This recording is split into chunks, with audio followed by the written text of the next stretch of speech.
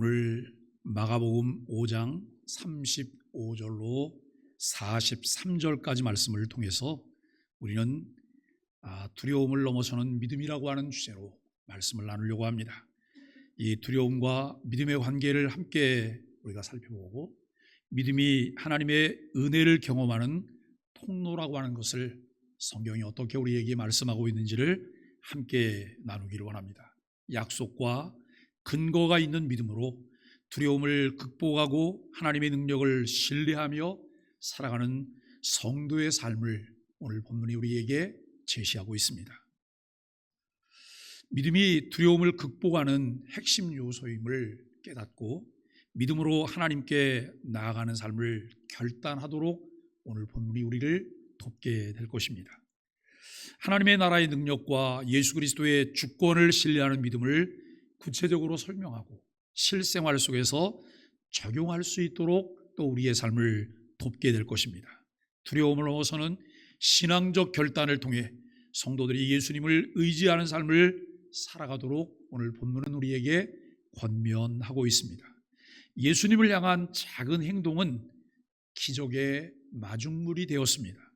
예수님은 그분 옷에 손을 댄 여인의 행동을 구원 역사에 참여한 것으로 추켜 세우시며 말씀하십니다. 한 가닥 소망을 품고 예수님의 옷자락을 잡은 여인의 애절한 손길을 예수님은 거절하지 않으시고 아름답게 사용하십니다. 성도 한 사람의 소박한 기도와 작은 섬김, 보잘것없어 보이는 열정, 일상에서의 평범한 예배는 주님의 구원 역사에 동참하는 일이 될 수 있습니다. 여러분, 우리 한국 기독교인들이 전 세계 기독교인들과 이렇게 견주어 보잖아요. 우리 한국 기독교인들이 열심히 있어요. 기도도 굉장히 열심히 하세요. 다른 나라보다 훨씬 더 열심히 하세요.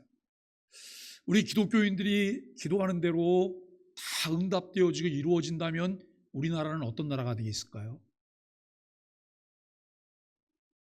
정말 거룩한 나라, 하나님의 뜻을 이루는 나라, 주님께서 기뻐하시는 나라, 그런 나라가 되어 있을까요? 여러분, 9월, 10월, 11월이 되면 꽤 많은 사람들이 기도하세요. 무슨 기도를 하죠? 수능 시험을 위해서. 수능 시험을 위해서 기도해요. 아마 그들이 기도하는 대로 하나님이 다 들어주려고 하면 학교들마다 정원을 다 바꿔야 될 거예요.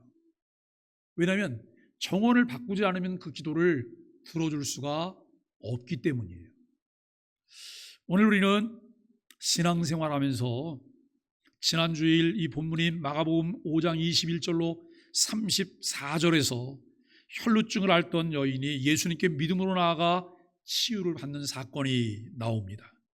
여인의 믿음은 단순한 기대가 아니라 예수님의 능력에 대한 확신이 그에게 있었다고 하는 거예요. 그저 막연한 기대와 자기 확신이 아니라 예수님이 어떤 분이신가를 들었고 그것을 근거로 예수님에 대한 믿음을 고백하였습니다.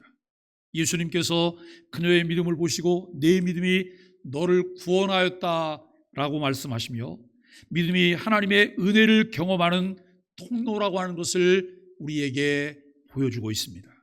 오늘 본문은 이 사건과 연결이 됩니다. 야이로의 딸이 위급한 상황에 처했을 때 예수님께서 그 상황 속에서 두려움을 극복하고 믿음으로 나아가라고 가르칩니다. 우리는 두려움 속에서도 예수님을 신뢰하고 그분의 능력을 믿음으로 바라봐야 합니다. 여기 여러분, 이 상황, 어려운 상황이라고 하는 것이 우리가 어떻게 좀 뒤집어 볼 수 있는 그런 상황이 아니잖아요. 이미 그의 딸이 어떻게 됐다고요? 죽었다고요. 그의 딸이 죽었다고요. 이것은 사람의 손을 떠난 선고예요. 사람으로서는 어찌 해볼 수 없는 최종적인 선고예요. 그럼에도 불구하고 상황 속에서 두려움을 극복하고 믿음으로 나아가라는 거예요. 믿음으로 나아가라. 우리는 두려움 속에서도 예수님을 신뢰하고 그분의 능력을 믿음으로 바라볼 수 있어야 합니다. 여기 35절과 36절은 상황의 절망과 두려움을 우리에게 알려주고 있어요. 야이로의 딸이 죽었다고 하는 소식이 전해지자 사람들이 야이로에게 이렇게 말을 해요.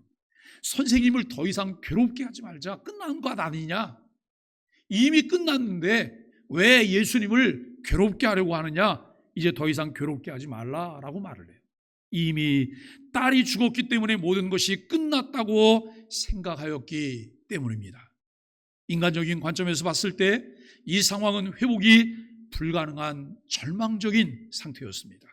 이는 우리도 삶의 어려운 상황에 직면할 때 경험하는 두려움과 절망을 떠올리게 합니다.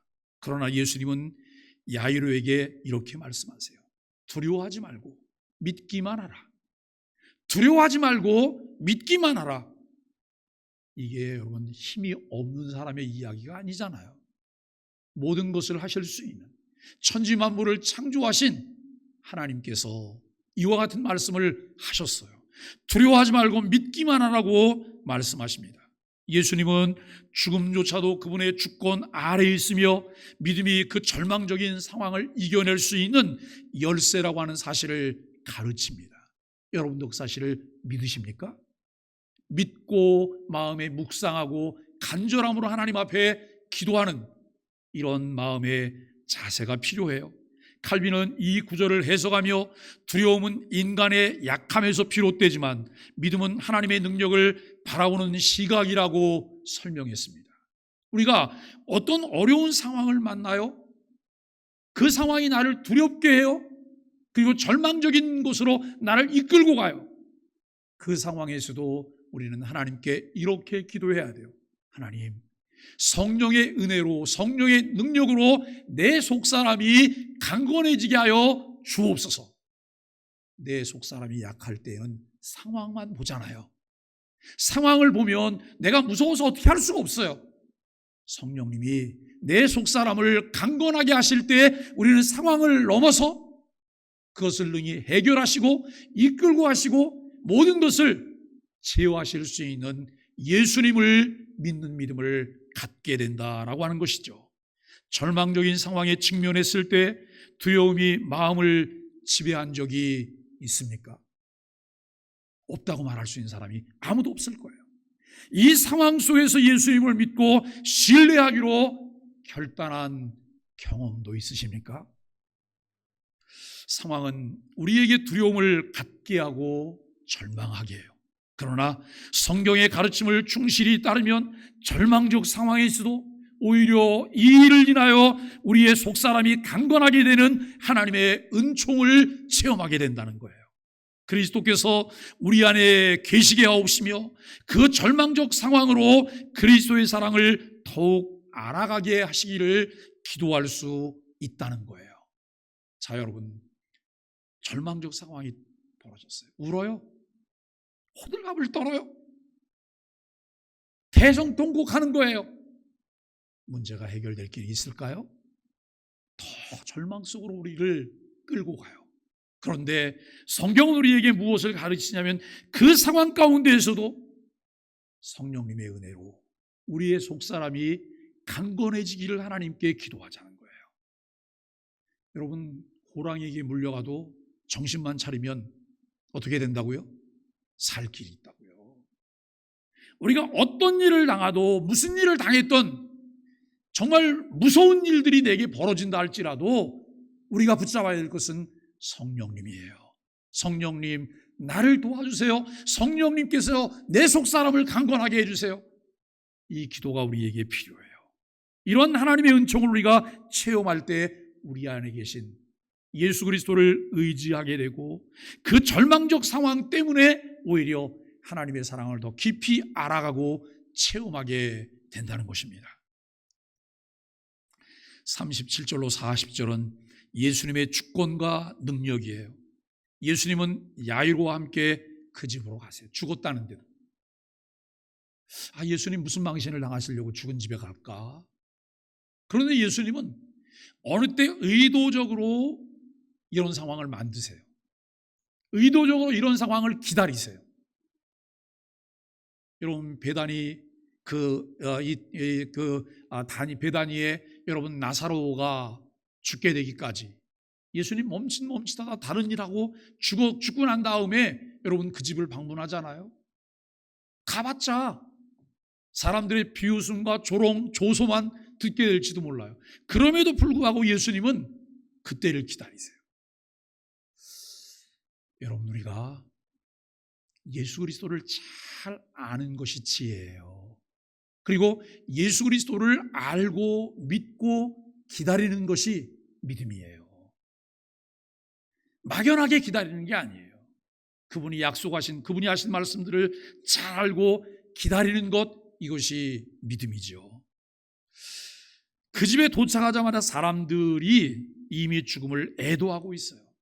근데 그때 예수님이 이렇게 말씀하셨어요. 이 아이는 죽은 것이 아니라 잔다.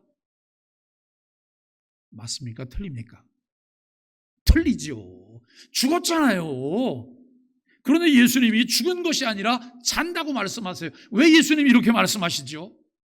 사람들이 그 말을 듣고 비웃었어요. 왜냐하면 죽은 건 죽은 거잖아요. 우리에겐 다른 방법이 없잖아요. 그런데 예수님이 죽은 것이 아니라 잔다고 말할 때 사람들은 이 말을 듣고 비웃습니다. 그들은 예수님이 어떤 분인지 모르고 있기 때문에 자신들의 지식과 경험이라고 하는 그 통 속에 갇혔어요. 그 프레임에 갇혀서 예수님을 비웃어요. 예수님의 능력을 믿지 못하고 죽음을 극복할 수 없는 장벽이라고 생각했어요. 당연한 반응이죠. 당연한 반응이에요. 내가 알 수 있는 것, 내가 상상할 수 있는 것, 여러분 그 이상의 상상을 우리는 할 수가 없기 때문이에요. 불신앙은 하나님을 아는 지식의 부재와 하나님과의 관계가 없는 곳에서 시작되기 때문이에요. 불신앙이 무엇입니까? 또 불신앙이 우리 인류사에 어떤 영향을 주었습니까? 불신앙 때문에 하나님에게서 쫓겨났고, 불신앙 때문에 죽음이 왔고, 불신앙 때문에 세상이 뒤죽박죽되었고, 불신앙 때문에 우리는 염려와 근심이 많아요. 하나님을 아는 지식의 부재와 하나님과의 관계가 없는 곳에서 이 일이 시작되었다는 거예요. 마가복음에서 꾸준히 우리에게 예수님은 누구라 가르치고 보여주고 있습니까? 예수님은 하나님의 아들 그리스도이십니다. 여러분 그 사실을 믿으세요? 근데 그분 옛날에 돌아가셨죠? 옛날에 돌아가셔서 그분 안 계시잖아요. 그죠? 예수님 살아나셨어요. 3일 만에. 그런데 예수님 40일 있다 그냥 하나님 나라 가셔가지고 요즘 만날 수가 없어요. 정말 그럴까요? 여러분 한강이 노벨 문학상을 받고 난 이후에 그의 책을 빨리 살 수가 없어요. 주문해도 책이 오질 않아요. 누가 그래요? 그 소년을 아십니까? 그 책이 오질 않는데요. 제가 그랬어요. 그 소년 요즘 너무나 바쁘다고. 예? 저도 주문해놓고 지금 열흘째 기다리고 있는데 책이 오질 않아요. 예? 너무나 바빠서 그래요. 자, 여러분 예수님이 하나님 나라로 가셨잖아요. 승천하셨어요. 오늘 오후에 사도신경 중에 하늘에 오르사라고 하는 이 부분을 공부할 거예요. 예수님이 하늘로 올라가신 것, 이 일을 통해 어떤 일이 벌어지나, 우리의 삶 가운데 어떤 영향이 있을까? 예수님이 3일 만에 부활하실 때에 영으로만 부활하셨어요? 육체가 부활하셨어요. 육체와 영혼이 결합해서 하나님 나라에 가셨어요. 그런데 하나님 나라에 가신 예수님이 하나님 보좌 우편에 계세요. 우편에 계신 거예요. 근데 그분의 신성은 무소부재하세요. 어디든지 계세요. 이게 무슨 말일까? 오늘 오후에 와보시면 다 알게 될 거예요. 여러분 예수님은 모든 생명과 죽음 위에 주권을 가지고 계신 분이에요. 왜 예수님이 모든 생명과 죽음 위에 주권을 가지신 분이실까요? 그 예수님은 생명을 창조하시는 분이기 때문에, 생명을 주관하시는 분이시기 때문에 여러분 그분의 주권은 이 생명과 죽음 위에 있다는 사실을 믿게 되는 거예요. 내 상황만 바라보고 내 경험만 의지하고 내 지식만 가지고는 이것을 받아들일 길이 없어요. 그러나 성경을 통해서 예수님을 만나고 성경이 우리에게 계시하시는 내용들을 만나볼 때 우리는 그 사실을 믿게 되는 거예요. 덮어놓고 믿는 것이 아니라 성경을 통해서 근거 있는 믿음을 갖게 되는 것이죠. 팀 켈러는 이 구절에서 예수님께서 죽음을 잠이라고 표현하신 것은 죽음이 그분에게는 단지 일시적인 상태에 불과하며 그분의 능력으로 다시 일으킬 수 있음을 보여주시는 것이라고 말하고 있어요. 죽음이 뭐라고요? 일시적인 상태에 불과하다는 거예요. 일시적인 상태. 그리고 그 능력으로 다시 일으킬 수 있다고 하는 것을 보여주고 있는 거예요. 우리는 천년은 너무나 길어요. 그렇죠? 우리가 천년 살 것 아니니까 100년도 너무 길어요. 그런데 예수님은 천년을 하루처럼, 하루를 천년처럼 예수님께서 사신다는 사실을 성경은 우리에게 말씀하고 있어요. 예수님은 모든 상황 속에서 주권을 가지신 하나님이십니다. 이것을 바로 알고 믿는 것이 신앙입니다. 이러한 신앙을 가질 때 예배가 있는 삶, 삶이 있는 예배가 가능해져요. 자, 여러분, 내가 가면을 쓴 위선자인지, 내가 여러분 진짜인지 가짜인지를 살펴보세요. 무엇을 통해서요? 여기 나와서 예배하면 다 진짜일까요? 아니에요. 내가 예배 끝나고 돌이키는 순간, 돌아서는 순간 내 삶이 예배가 되는지를 보셔야 돼요. 내가 하나님 앞에 나왔을 때 갖고 있는 생각, 하나님 앞에 나왔을 때 하는 말들, 하나님 앞에 나왔을 때 내 행동, 이것이 예배 끝나고 돌아선 다음에도 똑같이 그런 태도인지 우리는 보셔야 돼요. 이것이 예수님을 닮아가는 삶입니다. 이것이 여러분 바른 신앙을 가졌을 때 우리를 통해 나타나는 것입니다. 우리는 예수님께서 우리의 삶 속에서 절대적인 주권을 가지신 분임을 분명히 믿고 있습니까? 그분의 능력이 죽음조차도 이길 수 있음을 믿고 있습니까? 근데 왜 죽음을 무서워하세요? 왜 죽음을 두려워하시죠? 하나님께서 때가 되면 나를 부르시는데 우리는 이렇게 고백해야 돼요. 죽음은 축복입니다. 죽음은 축복입니다. 죽음 후에 내가 그리스도와 함께 다시 살리심을 믿습니다 라고 하는 이 고백이 매일매일 삶 가운데 우리에게 있어야 할 거예요. 이게 추상적으로 그냥 생각하는 것으로 그쳐서는 안 돼요. 이 사실이 분명히 믿어지셔야 돼요. 가족 중에 누가 부름을 받았어요? 그냥 막연히 슬픈 게 아니에요. 하나님의 은혜를 입었구나. 하나님의 은혜를 입었구나. 그런데 잠자는데 어디서 자야 돼요? 주 안에서 자야 돼요. 주 안에서. 주 밖에서 잠자는 것은 복이 아니에요. 주 안에서 잠자야 돼요. 왜 내 가족들에게 예수 그리스도를 전해야 할까요? 왜 내 가족들이 예수 그리스도를 나의 구주로 믿어야 할까요? 주 안에 있어야 하기 때문에. 주 안에 있을 때 우리가 하나님의 자녀가 되는 거예요. 주 안에 있을 때 새 생명을 얻게 되는 거잖아요. 주 안에 있을 때 영원한 하나님의 나라를 소망하고 할 수 있고, 우리가 주 안에 있을 때 예수님 재림하실 때 우리가 부활할 수 있다는 거예요. 이 사실을 믿기 때문에 우리는 죽음이 축복이다, 주 안에서 잠자는 자들이 복 있는 자들이다라고 말할 수 있어요. 41절로 43절은 믿음으로 경험하는 하나님의 기적입니다. 예수님은 아이에게 다가가 소녀야 일어나라고 말씀하세요. 아니, 예수님 진짜 이상하잖아요. 죽었대는데 산다고 말씀하셨어요. 그러더니 이 소녀에게 가서 소녀야 일어나라 라고 얘기를 해요. 그리고 소녀는 즉시 일어나 걷기 시작해요. 이게 무슨 일이에요? 주님 말씀에, 주님 명령에 순종하지 않을 자가 없는 거예요. 주님이 하시고자 하시면 주님은 모든 일을 하실 수 있으세요. 우리는 매일매일 삶 가운데 우리도 기적 보기를 원해요. 매일매일 기적만 쫓아다녀요. 여러분, 그 다음엔 파산이에요. 이 기적은 우리가 하나님과 바른 관계를 통해서 우리의 삶을 통해 경험할 수 있는 거예요. 사람들은 크게 놀랐습니다. 예수님은 절망적인 상황 속에서도 믿음으로 나오는 자들에게 기적을 베푸시는 분이십니다.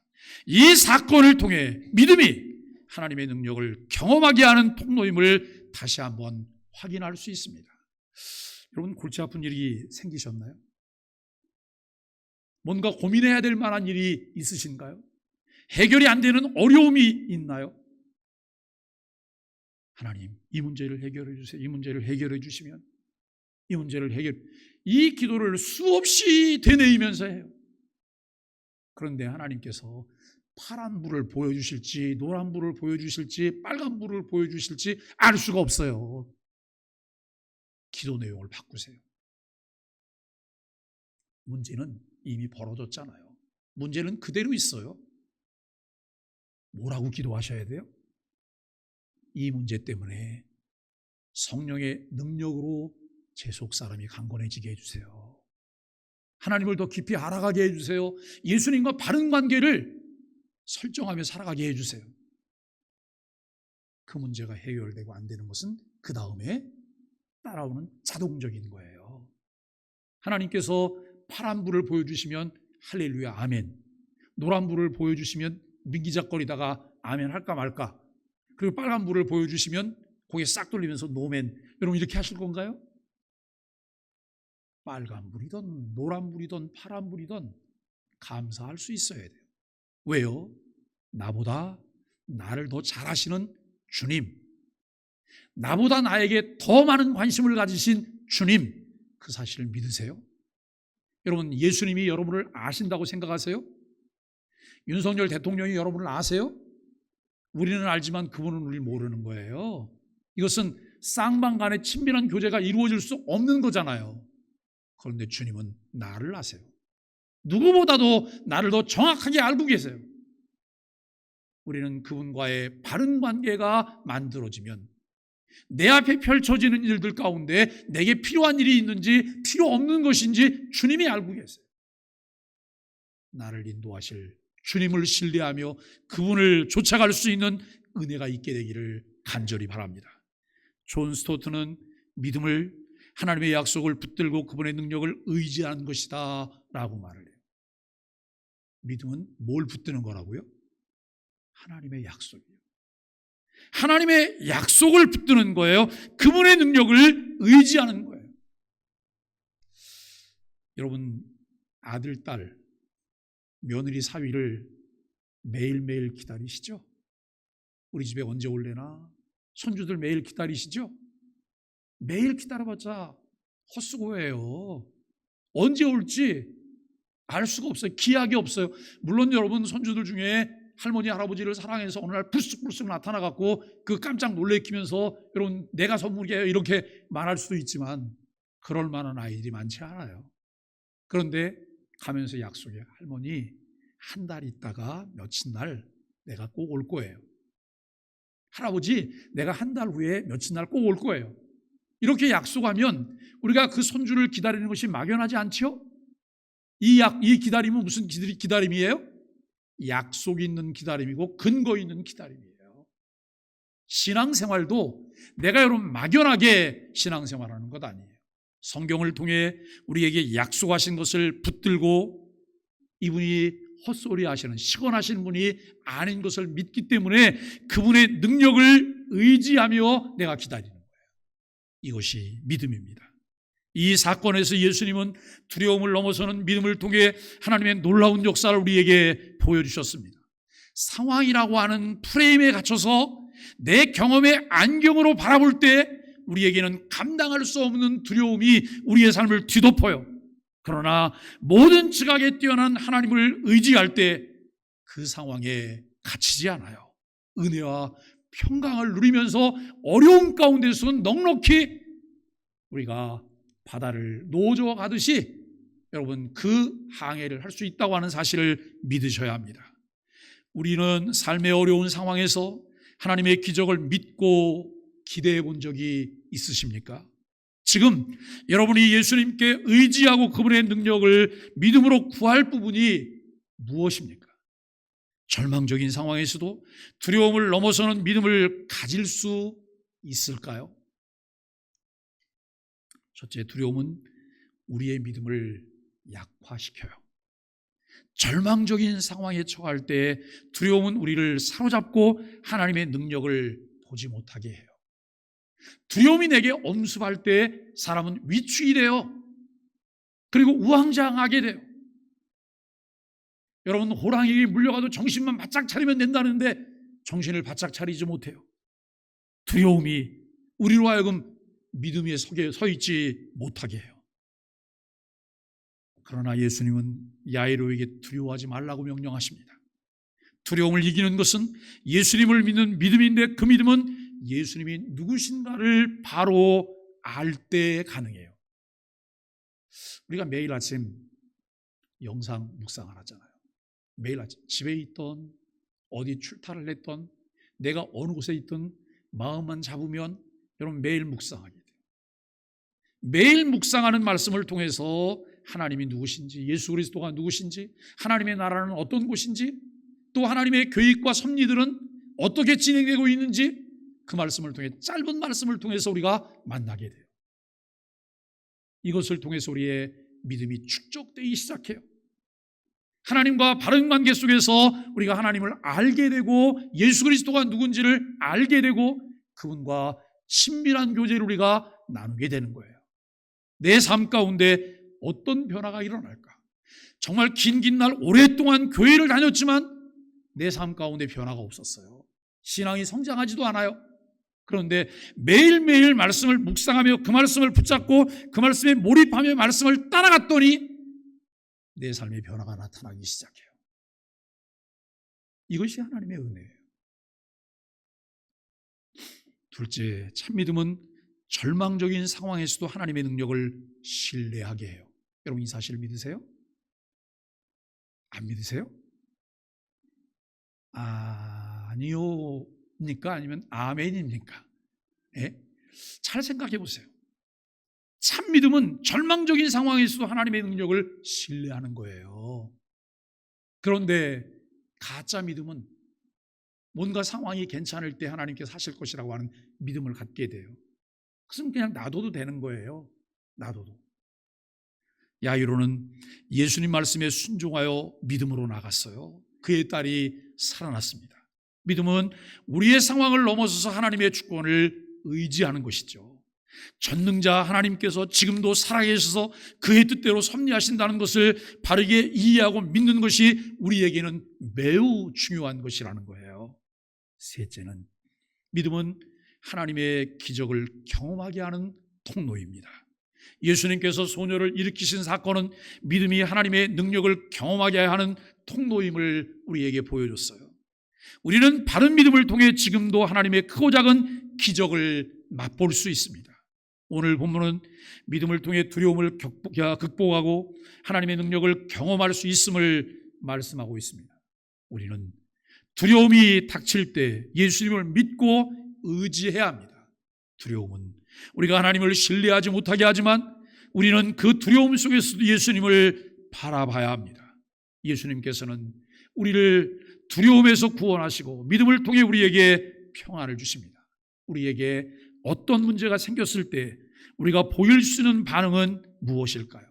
대부분 문제의 크기에 따라 두려움을 느끼며 염려하고 좌절합니다. 우리의 문제 속에 우리가 믿는 예수님은 어떤 역할을 하실 수 있다고 생각하십니까? 성경에서 말씀하시는 예수님은 우리의 크고 작은 문제에서 어떤 일을 하실 수 있다고 말씀하고 있나요? 그 상황 속에서 내 생각과 경험을 따르지 말고 성경에서의 가르침을 따라 예수님을 믿고 그분의 능력을 신뢰하며 나아가기를 결단하십시오. 둘째는, 믿음을 통해 하나님의 주권과 능력을 신뢰하십시오. 예수님은 죽음조차도 이기실 수 있는 능력을 가지신 분입니다. 그분의 능력을 믿고 우리의 상황을 그분께 맡기며 하나님의 놀라운 역사를 기대해야 합니다. 대다수의 사람들은 인생에서 해결되지 않은 문제로 고민하고 있어요. 해결할 수 없는 문제로 고민하고 있어요. 고민하지 않아도 되는 문제로 고민하고 있어요. 그 문제를 예수님께 맡길 때 그분이 어떻게 인도하실 수 있는지를 성경을 통해 배우고 따르는 것이 살아있는 신앙생활을 하게 합니다. 사랑하는 소망의 가족 여러분, 우리는 두려움을 넘어서는 믿음으로 살아갈 것을 결단해야 합니다. 예수님께서는 두려움에 사로잡힌 야이로에게 두려워하지 말고 믿기만 하라 라고 말씀하세요. 두려워하지 말고 믿기만 하라. 절망적인 상황은 두려움과 좌절에 머물게 하지만 그 문제를 능히 다스리며 해결하실 예수님을 바라볼 때 우리는 두려움을 넘어서는 믿음을 갖게 됩니다. 우리는 하나님의 주권과 능력을 신뢰하는 믿음을 결단해야 합니다. 성경은 일관되게 하나님의 주권과 섭리로 하나님 나라를 이야기하고 있습니다. 예수님은 모든 상황 속에서 주권을 가지신 분입니다. 그분의 능력을 믿고 그분의 계획을 신뢰하는 삶을 결단해야 합니다. 마가복음 5장 35절로 43절은 두려움을 넘어서는 믿음에 대한 중요한 교훈을 우리에게 주었습니다. 야이로는 절망적인 상황 속에서도 예수님의 말씀을 믿고 신뢰했습니다. 예수님은 그에게 두려워하지 말고 믿기만 하라고 명령하셨습니다. 이 말씀은 오늘 우리에게 동일하게 주어지는 하나님의 명령이죠. 우리가 절망과 두려움에 직면할 때 예수님은 우리의 믿음을 통해 그분의 능력과 은혜를 베푸실 준비가 되어 계십니다. 오늘 본문은 믿음이 두려움을 넘어서는 길이라고 하는 중요한 진리를 우리에게 보여주었습니다. 믿음을 통해 우리는 하나님의 능력을 경험할 수 있고 그 믿음은 우리의 삶 속에서 하나님의 기적을 불러오는 통로가 됩니다. 예수님은 예수님의 말씀을 믿지 못하고 비우는 무리를 다 내보내시고 야이로 부부와 세 제자만 데리고 아이 있는 곳으로 들어가셨습니다. 이적의 현장에 믿음의 사람만 함께 하도록 하시기 위함인 것이죠. 41절에 예수님이 달리다쿰이라고 명하셨습니다. 여러분, 달리다쿰이라고 하는 것은 죽었던 소녀가 즉시 일어나 걷게 했습니다. 예수님은 생명의 주권자이십니다. 예수님이 누구신가를 분명히 알고 믿을 때 두려움을 넘어서 평강을 누리는 삶을 살아갈 수 있습니다. 예수님은 어제나 오늘이나 영원토록 동일하신 분으로 우리가 믿으며 두려움을 넘어서 담대함으로 평강을 누리는 삶을 살아가는 소망의 가족들이 되시기를 예수 그리스도 이름으로 간절히 축복합니다.